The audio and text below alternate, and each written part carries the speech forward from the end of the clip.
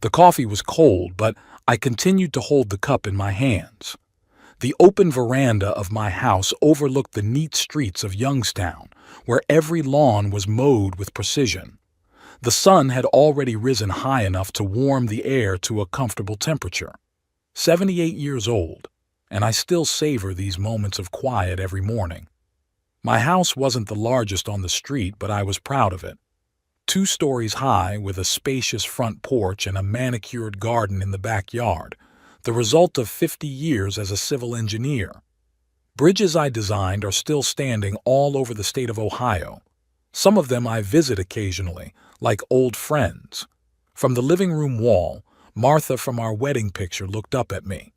Her smile, which I remembered with every fiber of my being, had not faded over the years in the photo. 10 years had passed since cancer had taken her, and I still spoke to her every morning. "It's a quiet day, Martha. Maybe I'll do some gardening." The garden was my sanctuary. After I retired, I devoted a lot of time to it. Every bush, every flower had a story. Roses were Martha's favorite. Hydrangeas reminded me of the trip to New England for our 30th anniversary. The small goldfish pond was my latest project. The little bridge across it I designed myself, a scaled-down replication of my first serious work. I set down my cup and picked up my cane. It wasn't a necessity, just a handy support for days when my knee bothered more than usual. Old age spares no one, even those who have worked physically all their lives. The morning mail brought the usual array of bills and sales brochures. The financial statements from my investment advisor looked satisfactory. Over the years, I had managed to accumulate enough to not worry about money. Prudent investments and a modest lifestyle had provided me with a comfortable old age and a substantial inheritance for my family. Family.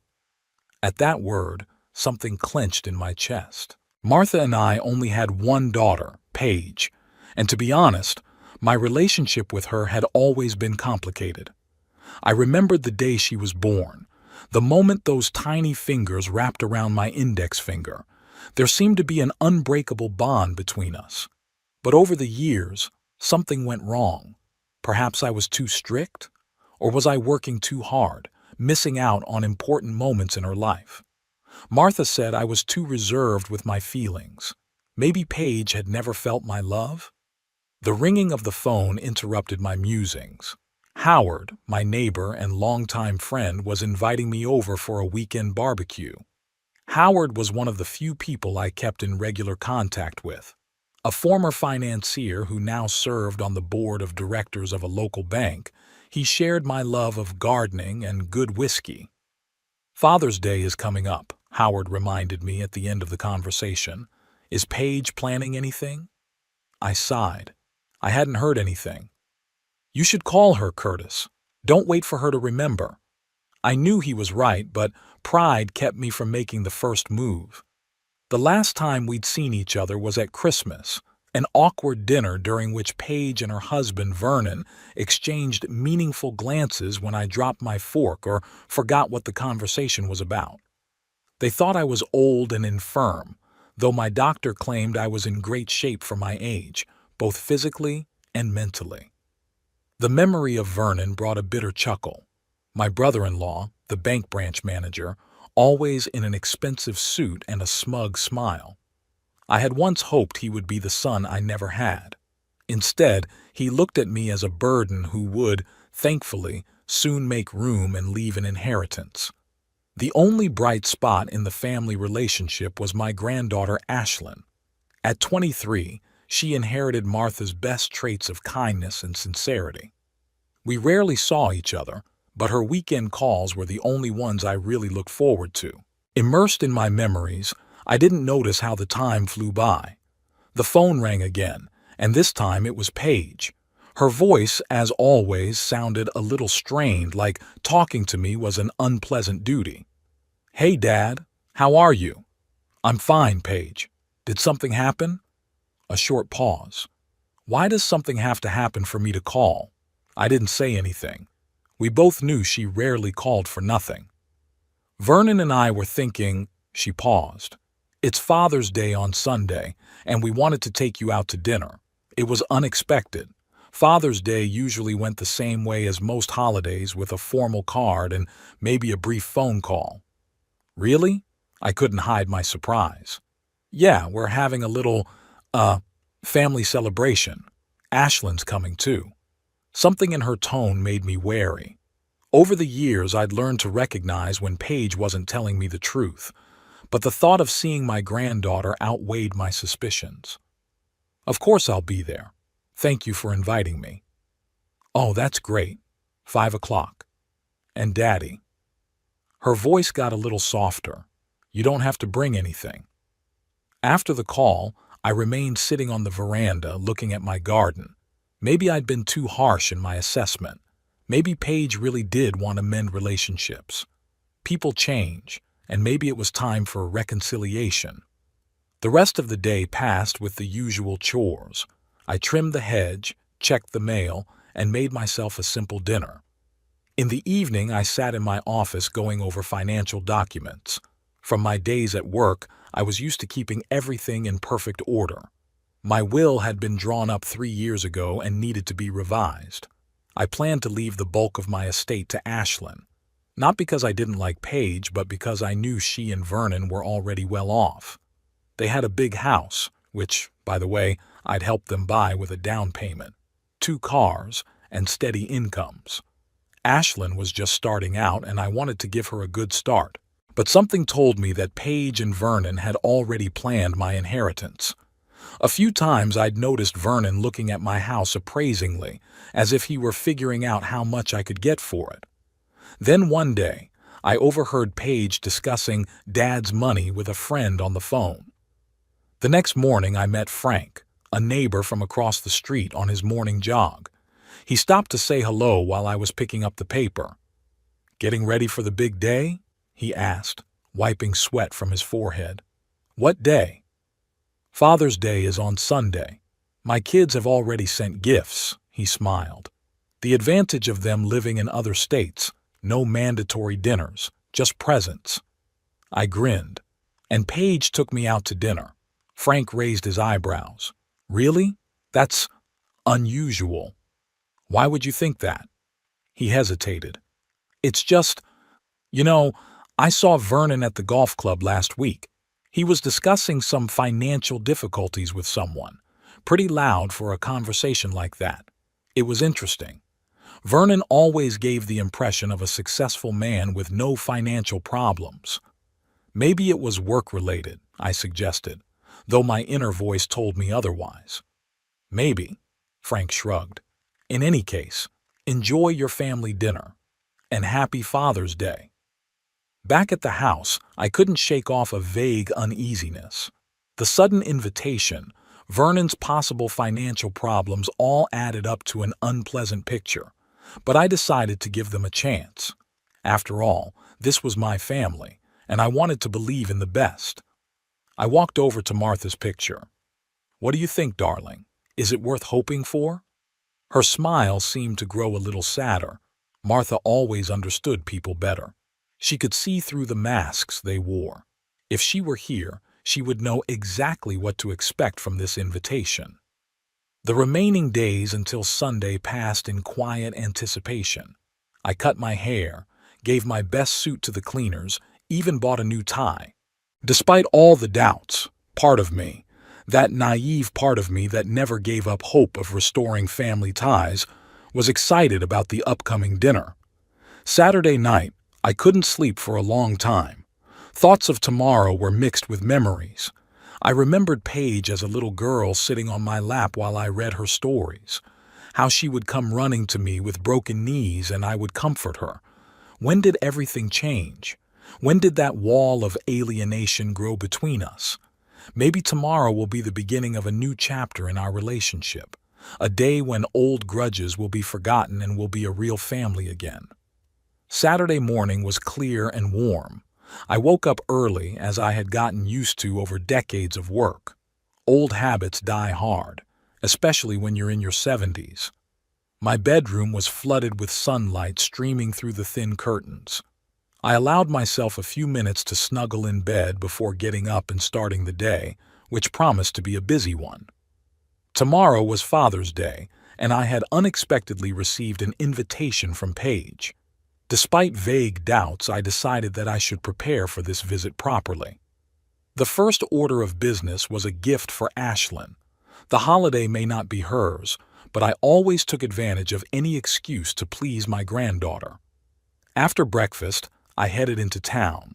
Youngstown, despite its industrial roots, had been transformed in recent years. The historic center had been transformed with cozy cafes and small stores. I parked my old but immaculately maintained Ford just off the main street and walked leisurely toward the bookstore. Pages and Bindings was a small independent bookstore where I'd been a regular customer since it opened 15 years ago. Ashlyn had inherited my love of reading, and we often exchanged views on what we'd read during our rare meetings. The bell above the door jingled softly as I entered. Inside smelled of paper, coffee, and that special smell that only bookstores have, the smell of thousands of stories waiting to be read. "Curtis!" Eleanor, the store owner, smiled at me from behind the counter. "I haven't seen you in a while." "Good afternoon, Eleanor. I'm looking for a gift for my granddaughter." "Ashlyn's finished her master's degree, right? What's she doing now?" I felt a pang of embarrassment at not being able to answer that question accurately. Our conversations on the phone were often superficial. Not my fault, but because Paige and Vernon seemed to do everything they could to limit our communication. "She was studying English literature," I said, avoiding a direct answer. Eleanor nodded understandingly and led me to the contemporary literature section. I had a few new titles that might appeal to her. After half an hour of discussion, I chose a first-edition novel by a young writer who had recently won a prestigious literary award. The book was beautifully designed and, according to Eleanor, touched on topics that should have interested Ashlyn. As Eleanor was wrapping the book in gift paper, I noticed a collection of poetry on the shelf that Martha had once read. It triggered a wave of memories of how family gatherings used to be. Martha had an amazing talent for turning ordinary days into special occasions. Father's Day under her was a real celebration. She always got up before me to make my favorite breakfast. Paige, still a child, would help her, and together they would carry the tray into the bedroom where I pretended to be asleep. Then there were homemade cards, awkward but touching gifts, picnics in the park. As Paige became a teenager, those traditions began to change. She became more and more distant, finding the company of her peers more appealing than that of her parents. But Martha always found a way to bring the family back together, if only for a few hours. She understood people, had a way with everyone. That's a gift I was deprived of. After Martha died, family gatherings became a formality. Paige married Vernon, Ashlyn was born, and we saw each other only on obligatory occasions. Christmas, Thanksgiving, sometimes birthdays. Father's Day was usually limited to a phone call or a card. "Here, Curtis." Eleanor's voice snapped me out of my memories. She held out a beautifully wrapped book to me. "I'm sure Ashlyn will appreciate your choice." I thanked her and, after paying, left the store. My next stop was the jewelry store. The book was nice, but I wanted to get Ashlyn something special, something that would remind her of Martha. Martha had left some of her jewelry, which I cherished. Among them was a silver necklace with a small sapphire, not too expensive but dainty. I wanted a jeweler to clean it and replace the clasp, which had become unreliable over time. The Silverstone jewelry store was on the same street as the bookstore. The owner, Harry, was my age, and we sometimes played chess in the city park. "Curtis!" he exclaimed when I entered. "What are you doing here?" I explained my request and took the necklace out of my pocket. Harry examined it carefully through the magnifying glass. "It's beautiful work," he nodded. "They don't make it like this anymore. Of course, I'll fix it. What time do you need it?" "Tomorrow," I said. "Tomorrow's Father's Day, and I'm going to my daughter's house." Harry gave me a surprised look. He was one of the few people who knew about my complicated relationship with my family. "Okay, come by at 3 o'clock. Everything will be ready," he said, delicately not asking any questions. As I was leaving the store, my cell phone rang. "Paige's number," I answered, trying to make my voice sound cheerful. "Dad." Her tone was businesslike, without a hint of warmth. "I'm calling about tomorrow." "Yes, I remember, Paige. 5 o'clock. That's right. Listen," I was going to say. She paused for a moment like she was searching for words. "We're planning something special. A little party." "A party?" I interjected. It didn't fit my idea of a family dinner. "Yeah, we invited some friends and co-workers." Her voice became a little strained. "They want to meet you. That's weird." In all her years, Paige had never expressed a desire to introduce me to her friends. And why on Father's Day? "Also, Dad," she continued, "would you please wear something, presentable? Maybe that gray suit we gave you for Christmas 3 years ago? I remembered that suit. It was expensive, but not my style at all. Too fancy for a man of my age and position. I'd only worn it a couple times so as not to offend Paige." "Okay," I agreed, feeling the irritation building inside me. "Anything else?" "Yeah, about the presents." Her voice became even more strained. "You don't have to bring anything. Seriously, Dad, we have everything." It wasn't the first time Paige had refused my gifts.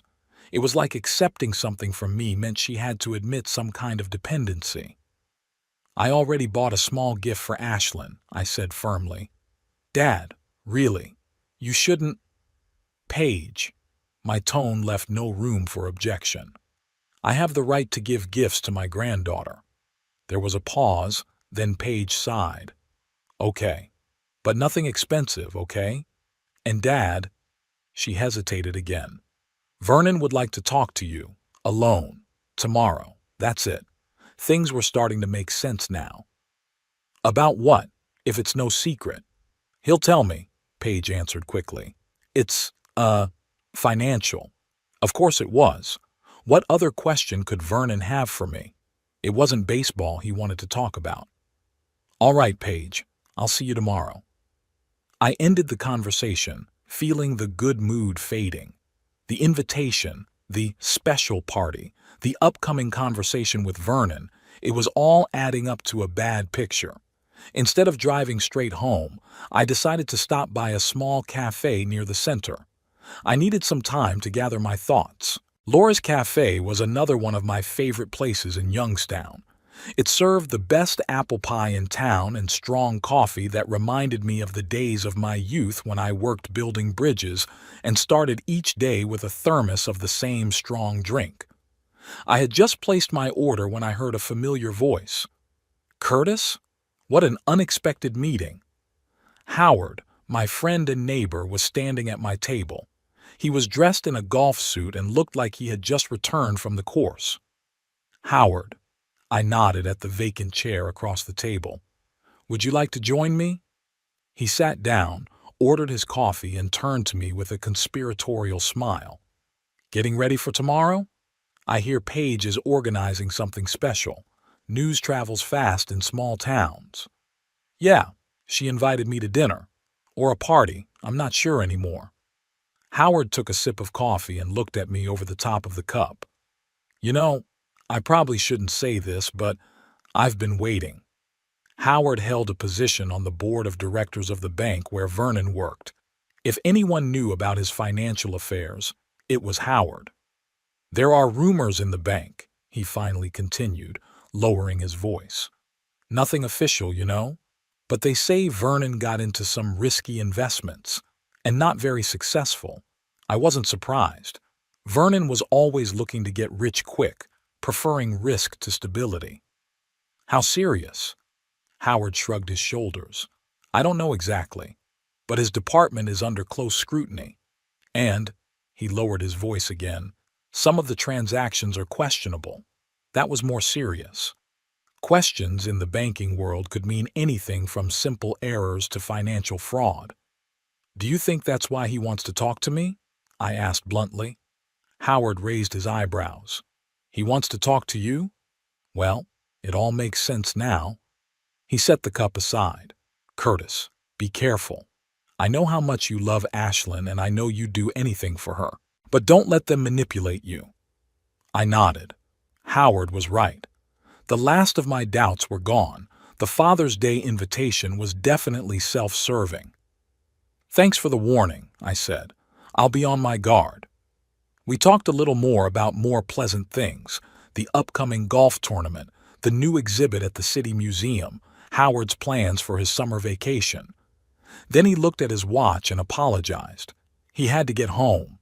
Left alone, I thought about tomorrow. Now that I knew what to expect, I had two options: to decline the invitation, citing ill health, or to go and face the situation head on. The first option was tempting. I could avoid an unpleasant conversation, avoid putting myself under stress, which at my age was undesirable. But it would also mean not seeing Ashlyn, whom I hadn't seen in months. The second option required courage and self-control. I had to go, knowing that I would probably be tried and used. But it gave me a chance to see my granddaughter and perhaps realize how serious Vernon's problems were. By the time I finished my coffee, the decision was made. I'm going, not for Paige or Vernon, but for Ashlyn, and to find out what was going on in my family. I paid my bill and left the cafe. It was the middle of the day. The sun was high in the sky. I decided to walk to the jewelry store, even though it meant putting extra strain on my knee. Movement helped me think. Walking through Youngstown brought back a new wave of memories.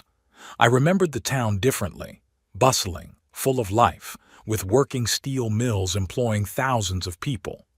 Over time, industry declined. Many people left, but the city survived, transformed, and so did I. By the time I reached the jewelry store, I felt pleasantly tired. Harry, true to his word, had already finished the necklace. It shone like new, and the clasp was securely fastened. Well done, Harry, I thanked my friend and paid.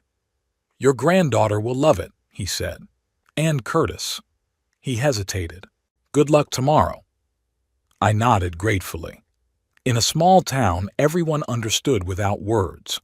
On the way home, I stopped at the supermarket and bought groceries for dinner.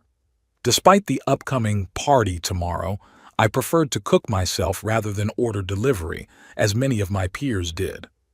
At home, I carefully placed the gifts for Ashlyn on the living room table. The book and necklace were small but meaningful gifts. I wanted her to know that even if we rarely saw each other, I was always thinking of her. Then I pulled out the gray suit Paige wanted to see me in. It was really good quality, but I felt out of place in it, like I was wearing someone else's skin. But if that was the price of seeing Ashlyn, I was willing to pay it. I spent the evening reading a new book on the bridges of the world, a gift from Howard for my 78th birthday. Engineering had always remained a passion of mine, even after retirement. Before going to bed, I looked at Martha's picture again. Tomorrow is a big day, dear, I said quietly. It's a shame you won't be around. I could almost hear her reply, Be yourself, Curtis. Don't let them hurt you. Martha always knew how to find the right words. With that thought, I went to bed preparing for tomorrow. Whatever Paige and Vernon had planned, I was ready to face it with dignity. And most importantly, I would see Ashlyn. That was enough to make me go to this party, despite all my suspicions and misgivings. Father's Day was sunny and warm. I woke up early as usual and lay staring at the ceiling for a long time. Today I had a meeting with my family that I was both looking forward to and dreading. Despite suspicions of self-serving motives for the invitation, a part of me still hoped for a sincere reunion. I carefully shaved, combed my hair, and put on the very gray suit Paige had mentioned. The mirror reflected an older but still sturdy man with a straight back and clear eyes. The years had been kind to Martha and me. We'd both aged decently, maintaining sound minds and relatively good health until her last days. On the table in the hallway were gifts for Ashlyn, Martha's book and necklace, wrapped in elegant paper. I hoped they would bring her joy, unlike the awkwardness my gifts usually cause Paige. I decided to drive early to avoid possible traffic and not be late.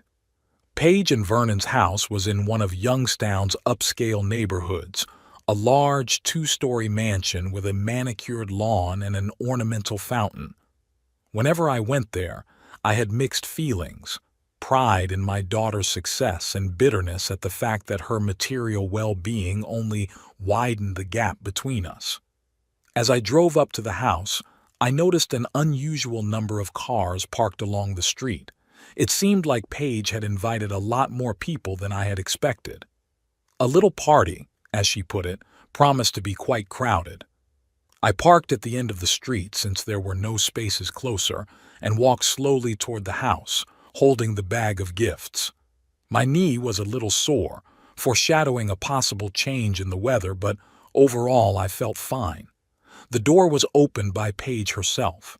She was dressed in an elegant blue dress, her hair styled in an elaborate updo, her makeup flawless. My daughter always knew how to impress. "Daddy," she smiled, strained, and lightly touched her cheek to my cheek in the semblance of a kiss. "You're early." "Hello, Paige," I smiled back. "I didn't want to be late." "Of course," she stepped back, letting me inside. Some of the guests had already arrived, and the rest would be here any minute. A small group of people had already gathered in the spacious living room, about 8 people, each with a glass in their hand. I recognized a couple of Vernon's co-workers and one of Paige's friends. The rest were unfamiliar to me. Vernon and Ashlyn weren't among them.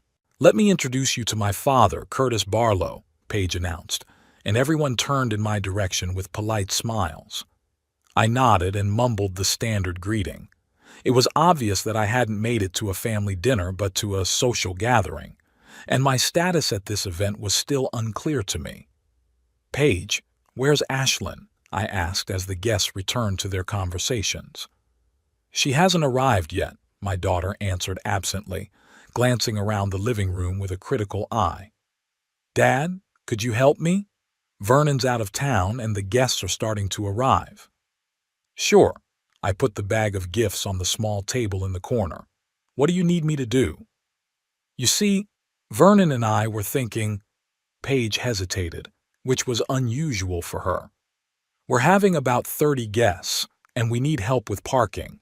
There's limited space in the yard, and people don't always know how to park properly." It took me a moment to realize what she was getting at.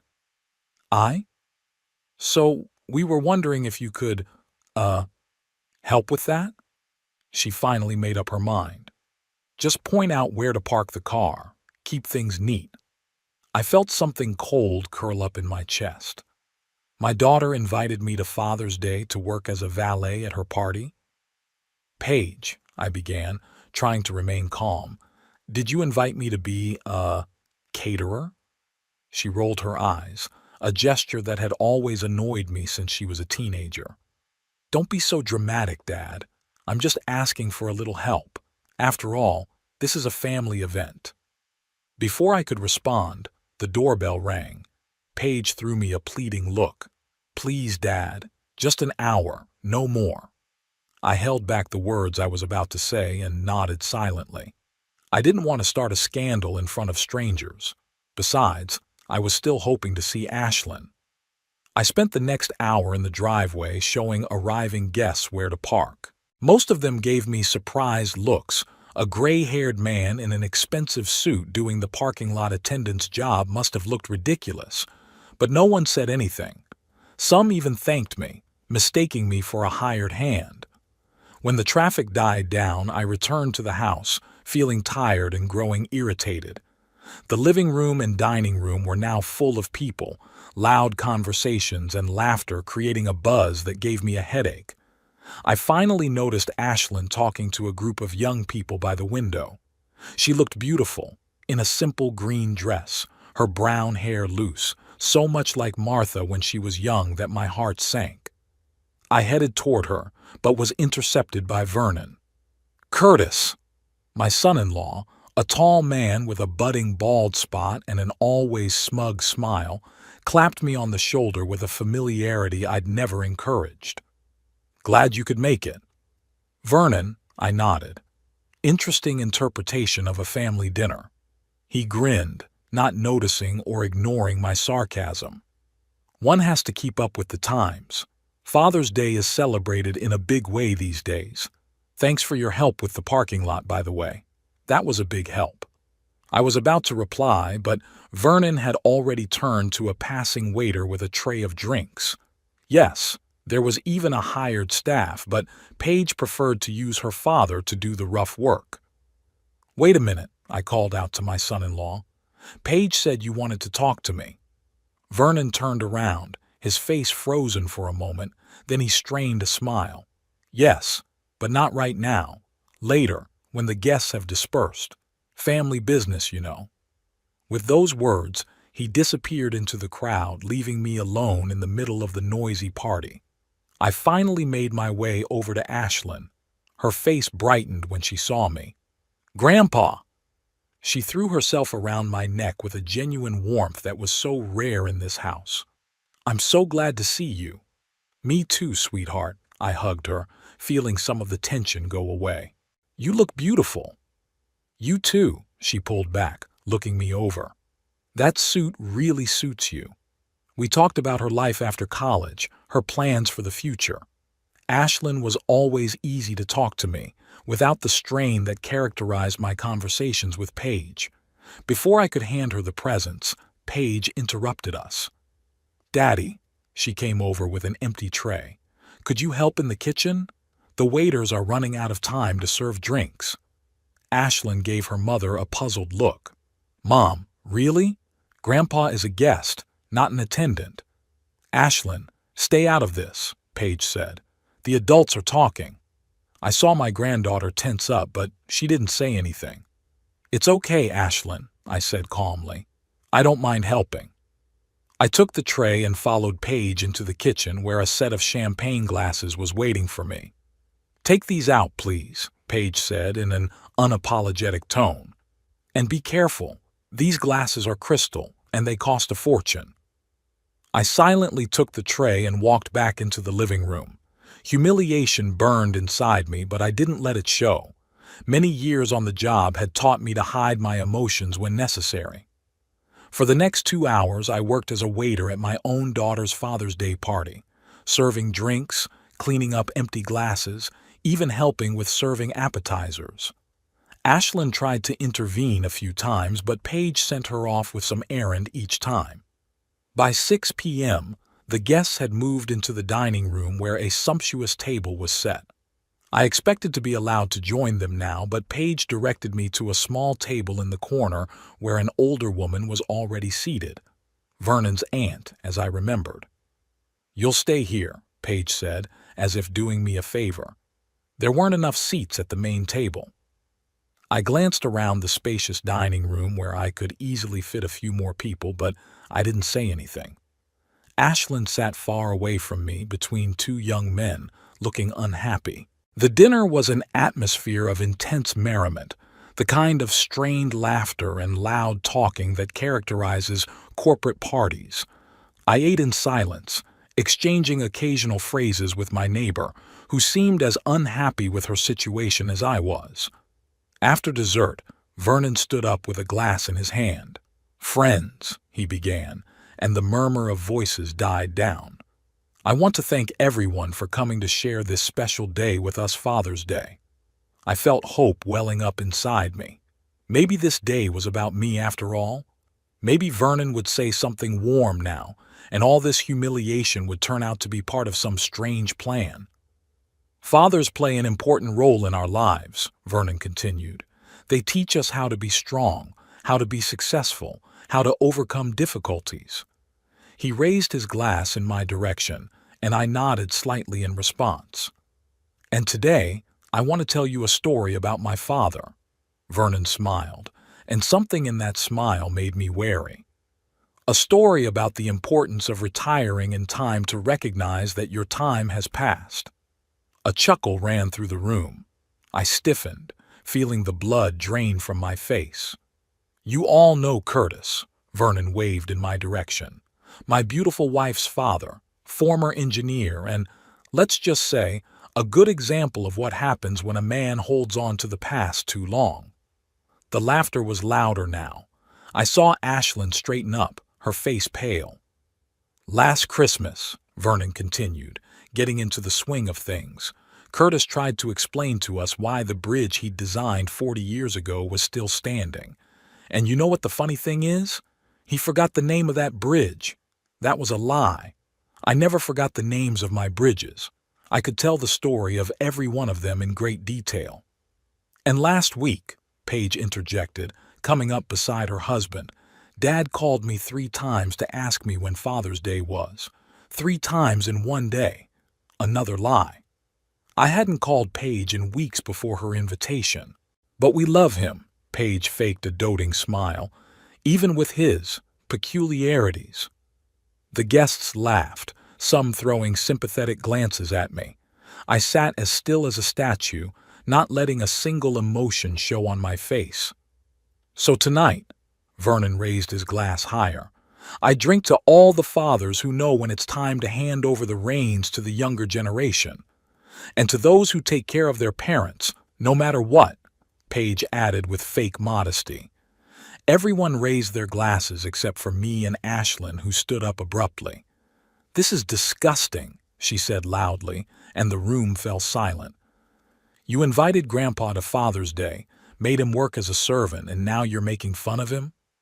Paige turned pale, her smile strained. Ashlyn, please sit down. We're just kidding. No, Mom, it's not a joke. This is cruel and unfair. Grandpa worked his whole life to provide for you. He helped you buy this house, paid for my college, and this is how you thank him. Vernon walked over to Ashlyn and put his hand on her shoulder, squeezing a little harder than necessary. Honey, you're getting a little too emotional. Maybe you should get some fresh air. Get your hands off me. Ashlyn shook off his palm. Grandpa, she turned to me. Let's get out of here. Now. I stood up, feeling strangely calm. The storm of emotion inside me had subsided, giving way to cold determination. Ashlyn, I said quietly, thank you, but I'm fine. I turned to the guests, many of whom looked embarrassed. I apologize for this little incident. My granddaughter is very thoughtful, but sometimes she doesn't get the jokes. I allowed myself a smile. As an engineer, I'm used to accuracy, so I'd like to make a small correction. The bridge Vernon was referring to is called the Youngstown Veterans Memorial Bridge, built in 1969, and it's still considered one of the most reliable in the state. There was silence. Then one of the guests coughed awkwardly. Now, if you'll excuse me, I'd like to present a gift to my granddaughter. I headed toward the table where I'd left the package. Paige and Vernon exchanged quick glances. It was obvious the evening wasn't going their way. Maybe later, Dad? Paige tried to intervene. We were just about to... It'll just take a minute. I interrupted her in a tone of voice that brooked no objection. The tone I'd used when I'd been in charge of building bridges, which, as it turned out, I hadn't forgotten. I handed Ashlyn the book and the small box containing the necklace. Her eyes filled with tears when she opened the latter. It's Grandma's, she whispered. Yes, I nodded. She would have wanted you to have it. Ashlyn hugged me, ignoring the awkward silence around her. Thank you, Grandpa. After that, the party went on as usual, but the atmosphere changed. The guests began to leave earlier than planned, many coming up to me to shake my hand and quietly apologize, even though they hadn't technically done anything wrong. By 9 o'clock, the house was empty. It was just me, Paige, Vernon, and Ashlyn. Paige avoided my gaze. Vernon looked annoyed and Ashlyn looked determined. I'm taking Grandpa home, she declared. No need, Vernon objected. Curtis and I haven't talked yet. About what? Ashlyn asked suspiciously. Family matters, Vernon said. Not your concern. I put my hand on my granddaughter's shoulder. It's all right, Ashlyn. I'm perfectly capable of getting home on my own. And yes, I need to talk to your father. She hesitated but then nodded. Okay, but I'll call you tomorrow. After she left, there was a heavy silence in the room. Paige began to gather the dishes, clattering the plates loudly. So, I turned to Vernon. You wanted to talk. He nodded, avoiding my gaze. Yeah, but maybe this isn't the best time. On the contrary, I sat down in the chair and gestured for him to sit across from me. It's a good time. Vernon reluctantly lowered himself into the chair. Paige continued to rattle the dishes in the kitchen, obviously listening to our conversation. The thing is, Curtis, Vernon began, nervously adjusting his tie, I've run into some financial difficulties. Temporary, of course. What kind of difficulties? He faltered. An investment I made haven't quite lived up to expectations. And I need a little help. A loan, if you will. On very favorable terms for you. I stared at him, trying to figure out if he really thought I'd give him a dime after today. How big a favor? He named an amount that made me inwardly whistle. For a little help, it was pretty impressive. That's serious money, Vernon. What do you need it for? I told you, it's an investment, a once-in-a-lifetime opportunity. I nodded, pretending to consider his request. I need time to think about it. Vernon was obviously disappointed, but he tried not to show it. Of course. Just don't take too long. The opportunity might float away. I stood up, signaling that the conversation was over. I'll get back to you in a couple days. Vernon walked me to the door, his handshake moist and uncertain. Paige never came out to say goodbye. Instead of leaving right away, I decided to walk around the neighborhood a bit to clear my head.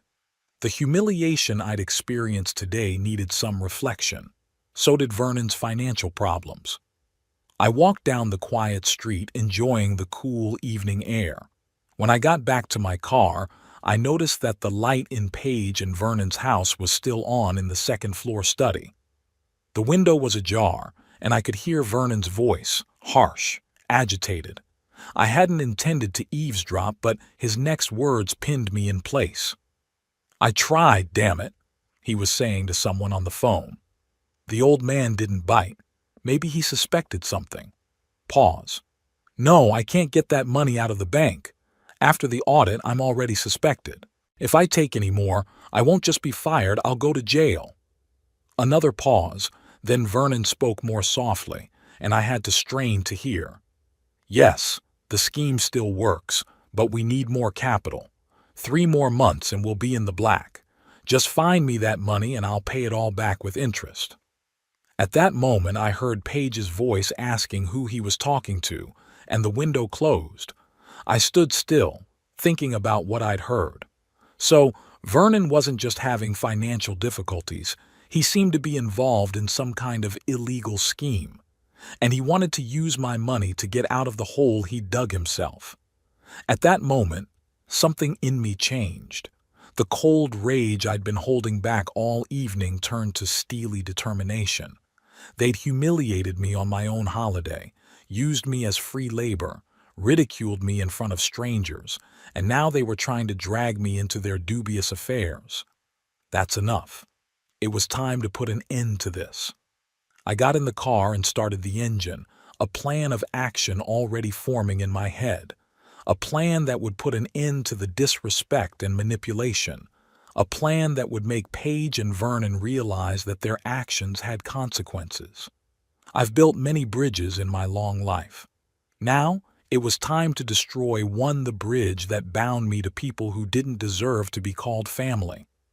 I awoke at dawn, feeling an unusual clarity of thought. The night had brought not only rest, but a clear understanding of what needed to be done. Years as an engineer had taught me one important principle. Any construction requires careful planning, calculating all the loads and anticipating possible weaknesses. The plan that formed in my head was as precise as the blueprints of the bridges I had once designed. No hatred, no revenge for revenge's sake, only cold calculation and the restoration of justice. The first item on my list was to meet with Howard. I called him right after breakfast and invited him for coffee. He agreed to meet in an hour at our usual place, a small cafe near the center of town. Laura's was almost empty in the morning hours. Howard and I took a table in the corner that overlooked the street. My old friend looked concerned when I started to tell him about last night. "Did they use you as a servant? For Father's Day?" Howard shook his head, not hiding his indignation. "Vernon had the nerve to ask you for money afterward." "That's right." I sipped my coffee. And from the conversation I'd overheard, it sounded like some kind of financial scheme, probably illegal. Howard frowned, tapping his fingers on the table, a gesture he always made when he was thinking hard. "I knew Vernon was in trouble, but I didn't realize it was so serious," he said finally. "There are indeed rumors at the bank. His department showed unusual results, too good to be true.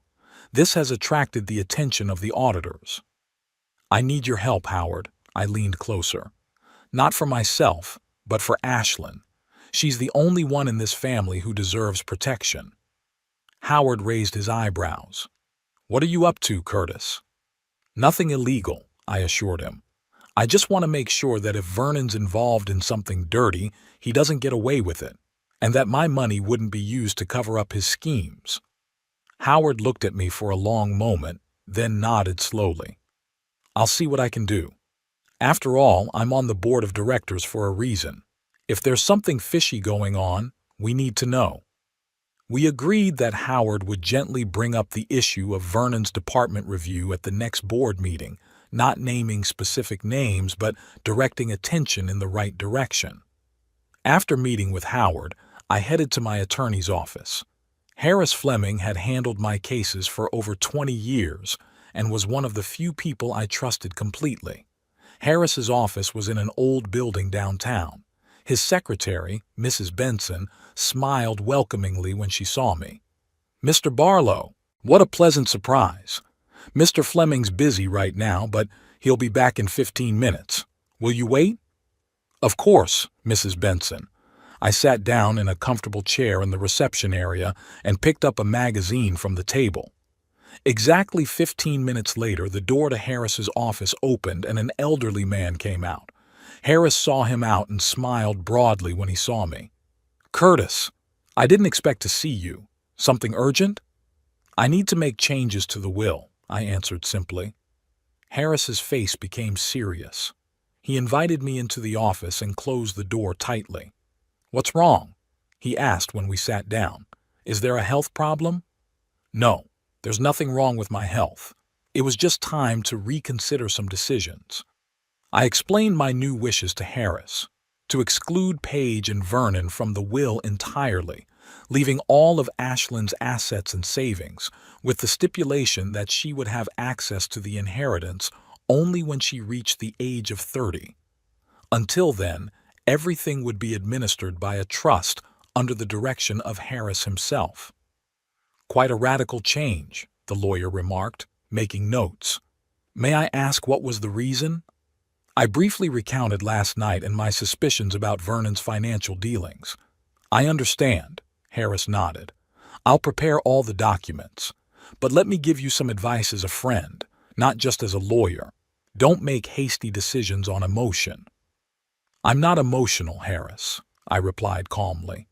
Never in my life had I thought as clearly as I did now. After Harris, I went home, but not to rest. I had some investigating to do. I had made many acquaintances and connections over the years as an engineer, and some of them might come in handy now. I called Marcus Delaney, a former colleague who now worked as a financial security consultant. Marcus had always owed me a favor. I had once helped him get an important contract that would determine the rest of his career. "Marcus, I need a favor," I said after a brief exchange of pleasantries. "Information on the financial transactions of a bank employee." "That doesn't sound legal, Curtis." I could hear the wariness in Marcus's voice. Nothing illegal. Just check publicly available sources. See if his name was involved in any shady transactions. I'm worried about my granddaughter. She's engaged to this man's son. A little lie for the greater good. Ashlyn wasn't engaged, but Marcus didn't need to know the whole truth. Okay, give me a name and some time. I dictated Vernon's information and thanked Marcus. Then I made another call to an old buddy from the IRS who was now retired but kept in touch with his former colleagues. I told him a little more, but still not the whole truth. I simply expressed concern about some of my son-in-law's financial dealings and asked to see if there had been any investigations into him. By evening, the plan began to take shape. I decided to act on all fronts at once: the bank, the IRS, the legal documents. Vernon and Paige needed to feel the consequences of their actions from all sides. The next morning, I met with Howard again. He brought some interesting news. The board was already planning an audit of Vernon's department, he reported. Too good a performance in the face of a general market downturn had aroused suspicion. I just pushed the process along a bit. When will it happen? Within a week, the audit will begin. But, Curtis, Howard put his hand on my shoulder, if he's really involved in something dirty, the consequences will be serious. Are you ready for that? I wondered. Was I prepared for the possibility that my son-in-law might lose his job or even be investigated? That it would affect Paige and maybe even Ashlyn? Yes, I finally answered. Justice had to be served no matter how bitter it was. After lunch, I drove to the bank where Vernon worked. It was a solid building in the business district of Youngstown. I wore my best suit, not the gray one Paige had imposed on me, but the classic navy blue one I always felt confident in. At the entrance, I said I wanted to open a large deposit and would like to speak to the manager. I was escorted into a spacious office where I was greeted by Philip Grand, the bank's general manager and Vernon's immediate superior. "Mr. Barlow," he shook my hand. "What can I do for you?" "I'm considering depositing a substantial amount of money," I said in a business-like tone. "I'd like to know about your terms for VIP clients." Grande perked up. Banks always welcome large depositors. "Of course, we offer special conditions for such clients. Let me tell you about our programs." We talked for about half an hour. I asked knowledgeable questions, demonstrating my understanding of financial mechanisms. Grand was clearly impressed. "You're very knowledgeable, Mr. Barlow." "Years of experience," I smiled modestly. "By the way, I hear you have Vernon Hammond working for you. He's married to my daughter." Grand's face changed slightly, though he did his best to hide it. "Yes, Vernon heads one of our departments. He must be a great employee, huh?" I continued casually. "He's got a good record," Grand replied with restraint. "That's good to hear. In that case, I think I can entrust my funds to your bank. But first I'd like to meet with Vernon to discuss the details. Since he's family, why not do business through him?" Now Grand's face was clearly worried. "Vernon is in a slightly different line of work. I'd recommend working with our private banking specialists." "Oh yeah?" I pretended to be surprised. "I thought he was in a pretty senior position." "He is, but Grande's a little slow on the uptake. His department is currently undergoing a routine review and we're trying not to overburden him with additional responsibilities." "I see," I nodded. "Well, I trust your judgment. When can we start the paperwork?" We agreed to meet in 2 days. Of course, I had no intention of depositing any funds in that bank, but the meeting served its purpose. I saw Grand's reaction to the mention of Vernon's name and received confirmation that the check had indeed begun.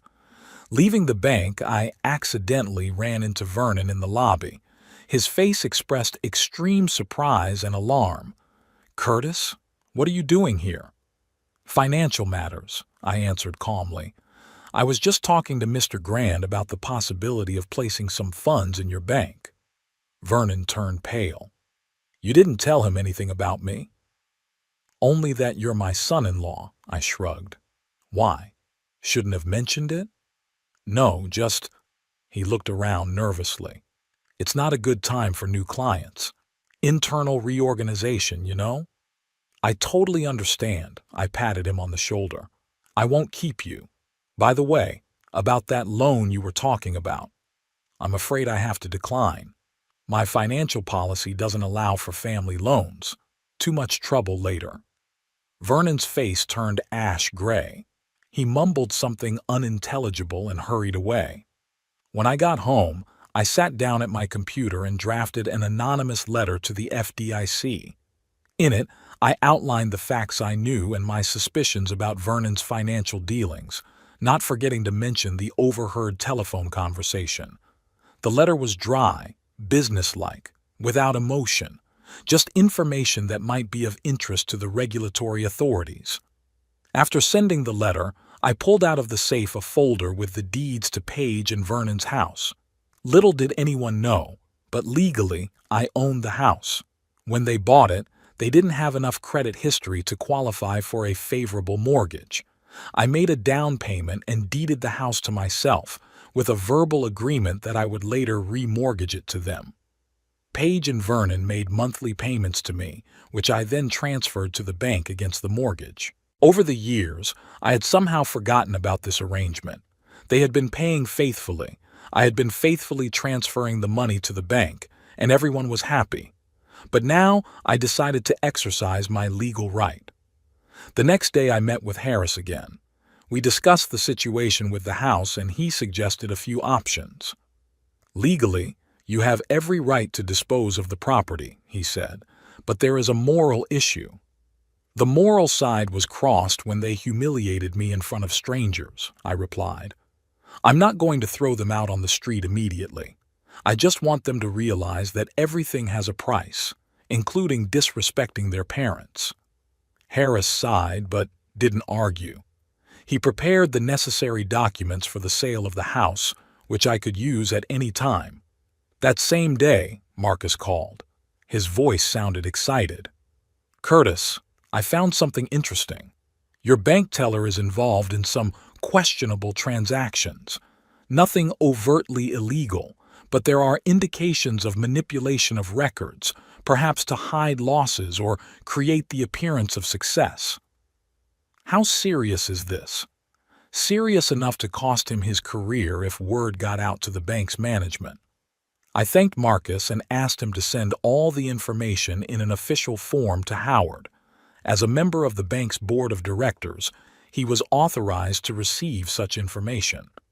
I spent the next 2 days finalizing my plan, met with a notary public to officially change the will, visited my financial advisor to restructure the investments and make them unavailable for potential claims from Paige and Vernon, called Ashlyn and invited her to lunch the following Saturday without mentioning what was going on. She wasn't to be caught between two fires. All the while, I acted calmly and methodically, without haste or gloating.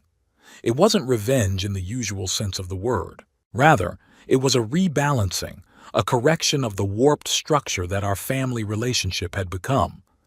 By the end of the week, everything was ready.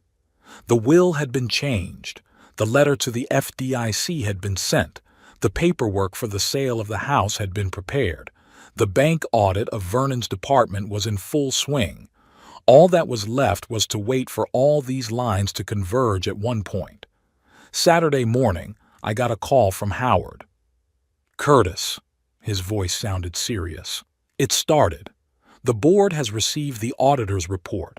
The results, not in Vernon's favor. He's being summoned to a hearing on Monday. I understand, I replied. Thanks for letting me know. Are you sure you want to go through with this? It's not too late to stop it, I wondered. Was I ready to see my daughter and son-in-law's lives ruined? Was my decision too cruel? But then I remembered their faces as they mocked me in front of the guests. I remembered how I was used as free labor on a day that was supposed to be about respect and appreciation. I remembered all the years of neglect and barely concealed contempt. Yes, I said firmly, I want justice to be done. After my talk with Howard, I went out into the garden. It was a clear, sunny day, perfect for outdoor work. I put on my gloves and began pruning roses, an activity that always brought me peace. Martha loved roses. She said they teach us an important life lesson. Sometimes we need to cut back diseased and weak branches so that the plant can thrive. At times, this process seems cruel, but in the long run, it is beneficial. That's exactly what I was doing now, pruning the sick branches of our family so that the healthy ones could grow and thrive. Ashlyn deserved a better future than what awaited her under the influence of parents like Paige and Vernon. By late afternoon, I finished my work in the garden and sat on the veranda with a cup of tea, looking out at the setting sun. There was a strange calmness inside me. I had done everything I could to remedy the situation. Now, all I had to do was wait for my actions to bear fruit, and it didn't take long. The very next day, Sunday, my phone rang. It was Paige. Her voice sounded worried. "Dad, can we talk? It's important." "Sure," I answered. "Come over if you want." "We'll be there in an hour," she said and hung up. I put the kettle on and prepared myself for what was going to be a difficult conversation. But I was ready. The bridges I had built all my life had always stood the test of nature and time. Now it was up to me to stand up to it. The silence in my house seemed deafening. It had been 3 days since Paige and Vernon had come over to talk. Back then, they didn't know about the impending storm yet. They just wanted to try again to beg me for money. I refused, keeping my cool and not revealing my plans. Vernon was annoyed. Paige was disappointed, but they left, unaware that their world was about to fall apart. Today, Wednesday, everything was about to come to a head. I sat in my office, going through old photographs, the only evidence that we once had a real family. Martha holding newborn Paige in her arms, Paige on graduation day, our last picture together before Paige's wedding. When did it all go wrong? A phone call interrupted my musings. It was Howard. "Curtis, it's done." His voice sounded serious. "The board of directors had just finished an emergency meeting.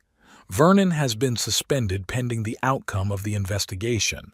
The bank has also frozen all of his accounts because it is suspected that the money may have been obtained illegally." I took a deep breath. The first domino had fallen. "How did he take the news?" "Not too well," Howard grinned. "First he tried to deny it, then he threatened lawyers. But when they showed him the documents, you should have seen the look on his face." "I'm sorry it had to come to that," I said sincerely. Despite everything, I didn't feel any gloating, just tiredness and the strange calmness of a man doing what he had to do. "Are you sure you want to go on?" Howard asked. "It's not too late to stop." "No," I answered firmly. "Justice must be done." After talking to Howard, I called Harris and gave him the green light to send a formal notice to Paige and Vernon to vacate the house within 30 days. As the legal owner of the property, I had every right to do so. "The papers will be delivered this afternoon," Harris confirmed. "Are you prepared for the consequences?" "More than ready," I replied. They'd chosen this path. The last thing I needed to do was call Ashlyn. I didn't want her to find out from her parents and jump to the wrong conclusions. She deserved to know the truth from me. Ashlyn answered after the second dial tone, her voice sounding wary. "Grandpa, is something wrong?" "I need to tell you something, sweetheart," I began. "You may be hearing some unpleasant things about me." "What are you talking about?" I took a deep breath and told her everything. About Father's Day, about the conversation I'd overheard, about my actions afterward. I didn't try to make excuses or sugarcoat my motives. I simply stated the facts. Ashlyn was silent for a while, and I was afraid she was going to hang up. Finally, she spoke. "I knew something was wrong. Mom and Dad have been weird the last few days. Dad locked himself in his office all the time. Mom was walking around like she was on pins and needles." She was quiet. "I'm sorry they did that to you, Grandpa." Me too, sweetheart. But I want you to know that no matter what happens, my door is always open to you. If you need a place to stay or any other help, I'm here. Thank you, her voice trembled. Yeah, I need to think about all of this. Of course you do. Take as much time as you need. After talking to Ashlyn, I felt strangely relieved. Whatever happened next, I was ready. And if I lost my relationship with my daughter forever, well, it was already lost. I spent the rest of the day in the garden, working on a bed of perennials that Martha had planted years ago. Those flowers came back every year, as if to remind me that some things can stand the test of time.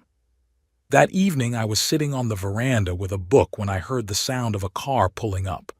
The engine roared, as if the driver was purposely showing his annoyance, then abruptly stopped. The door slammed shut. I didn't need clairvoyance to realize who had arrived. Putting the book down, I waited quietly for the heavy footsteps to reach the veranda. Paige looked like she hadn't slept in days. Her usually flawless makeup was sloppily applied, her hair gathered into a sloppy ponytail. She didn't knock or ring the bell, just swung the door open and stormed inside. "How could you?" Her voice was full of rage. "How could you do that to your own daughter?" I slowly stood up. "Hello, Paige. Would you like to sit down? Have some tea?" "Tea?" She laughed, but it wasn't funny. "You ruined our lives and now you're offering me tea." "I didn't ruin anyone's life," I replied calmly. Vernon made the decisions that led to his current situation. And as for the house, it was always mine. You knew that. "It was a family pact," she was almost shouting. "You promised the house would be ours." "Yes, I did. And you promised to be a loving daughter. We both failed to keep our promises." Paige froze as if I'd hit her. Then she sank slowly into her chair, suddenly losing all her fervor. "Vernon lost his job," she said quietly. "They're saying that he's been manipulating the accounts, hiding losses, that he might be in trouble with the law." "I'm sorry to hear that," I replied sincerely. "But I can't say I'm surprised." "Our accounts are frozen," she continued, staring into the space in front of her. "Every single one of them. We don't even have money for groceries. What about your job? You always prided yourself on your independence." Paige grimaced. "My paycheck. It doesn't even cover half of our expenses. And now this house." She looked up at me. "Why, Dad? Why did you do it?" I stared at her for a long time, trying to see in this tormented woman the little girl I had once carried in my arms, who I used to read bedtime stories to and wipe away tears when she fell off her bike. "Do you remember Father's Day?" I finally asked. "What's that got to do with it?" "Remember how you made me park your guest cars? How I served drinks and cleared the table? How you and Vernon made fun of me in front of everyone, telling false stories about my dementia?" Paige looked away. "Those were just jokes. You took it too seriously." "No, Paige. It was humiliation, deliberate and cruel, and it was the final straw after years of neglect and disrespect." "So this is revenge?" She grinned bitterly. "How childish, Daddy." "Call it whatever you want. I prefer the term consequences. Every action has consequences, Paige. You and Vernon have lived too long as if that rule doesn't apply to you." She jumped to her feet, her eyes burning with anger. "You can't do this! We're your family!" "Family?" I shook my head. "Family doesn't humiliate each other. A family doesn't use each other for money. A family respects and supports each of its members, even if it doesn't always agree with their decisions." "You're ruining our lives over one bad holiday?" She flailed her arms. "That's insane." "Not because of one holiday, Paige. Because of years of me being nothing more than an ATM and a potential inheritance to you. When you only called me when you needed something. When you didn't even invite me to Ashlyn's graduation because I didn't fit the concept." Paige bit her lip. That fact had clearly caught her off guard. She didn't know what I knew about prom. You had a bad knee, she mumbled. We didn't want to tire you out. Don't lie, Paige. At least not now. She lowered her head, then raised it sharply, as if a new thought had occurred to her. Okay. Her voice became businesslike. What do you want? An apology. I apologize. Vernon and I did wrong. We shouldn't have used you as a servant and made jokes about your age. It was disrespectful. Is that enough? I shook my head, smiling sadly.